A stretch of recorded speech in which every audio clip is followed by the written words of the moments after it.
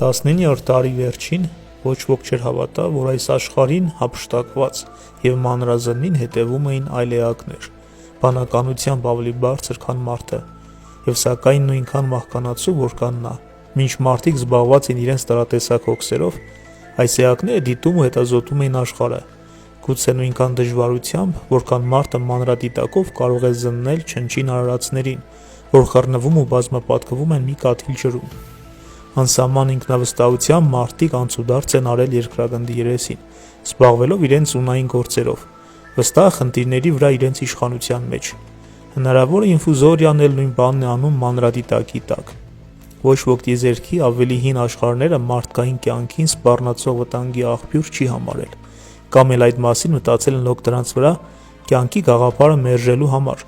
համարելով այն անհնարին կամ անհավանական։ Հետաքրքիր է վերհիշել այդ անցած օրերի որոշ մտածումներ։ Երկրային մարդկանց մեծամասնության մտքով էլ չէր անցնի, որ Մարսի վրա կարող են այլ մարդիկ լինել, թերևս իրենցից ստորակարգ և պատրաստ հյուրընկալելու մի միսիոներական առաքելության։ Սակայն տիեզերքի անդունդում ապրող այդ բանականությունը, որը մեզ համար նույնն է, ինչ մերը մեռնող գազանների համար,